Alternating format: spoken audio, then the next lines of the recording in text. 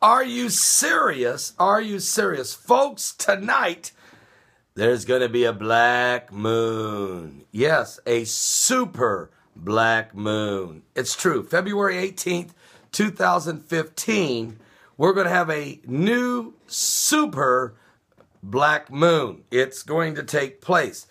The new moon comes on February 18th, 2015, and then it reaches its perigee, which means its closest point to the earth it's going to be for the whole year.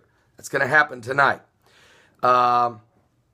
It's the closest new moon of the year, which qualifies it then as a new supermoon, also known as a black moon.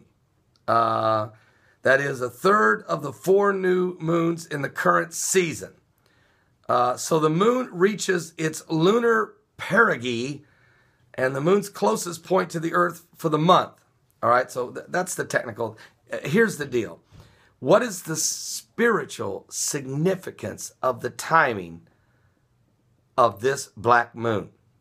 Especially when I know ISIS has just beheaded 21 Coptic Christians in Libya and has just burned to death 45 people and have right now 1,200 families completely surrounded, and they're literally letting us know that they're considering slaughtering them all. You're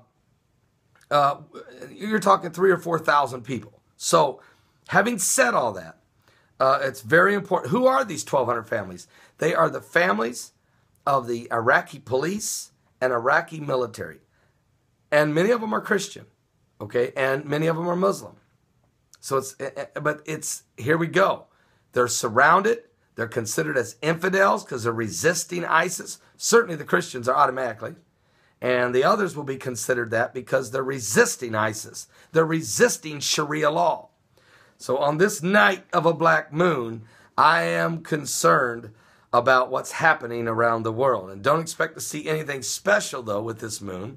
Not even a little crescent but it will be a full moon, a super moon. It will be 30% closer to the earth than, it will look 30% larger than it should. It will be brighter than your average full moon, but it is a new moon, a super moon. The only problem is it will happen during the daytime and will be hidden by the sun's glare. But it is a black moon, okay? You will not be able to see it because it will be hidden. Anyway, it's not the spectacularness of this moon. You know, the Bible tells us that it's the lesser light, but I understand that there shall be signs in the heavens. There'll be signs on the sun and in the moon and in the stars, and distress of nations with perplexity, the sea and the waves roaring, and men's hearts failing them for fear of what's coming upon the earth. I almost look at that and I say, okay, where's the sign of the sun? Well, we got a 1 million kilometer filament that's producing huge sunspots just behind it, and has releasing solar flares. Something's causing all these earthquakes that we've had in the last 2-3 days. At the same time, we have signs in the moon. We have a super black moon tonight. Also, we just had a meteorite. And several meteorites are being seen, but one just over New York, Pittsburgh, Pennsylvania, Ohio. I did a video on that this morning. Signs in the stars. So shall be signs in the sun and in the moon and in the stars, and distress of nations.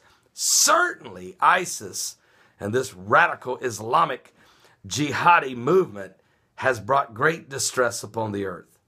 And men's hearts are failing them for fear of things coming upon the earth. For the powers of heaven shall be shaken. And then shall we see the sign of the Son of Man coming with the clouds with power and great glory.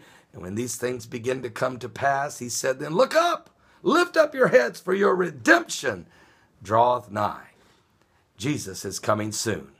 The signs, the apocalyptic signs, are everywhere. We're on the edge of eternity. We're at the brink of the beast. This is the apocalyptic hour. The essence of evil is truly upon the earth.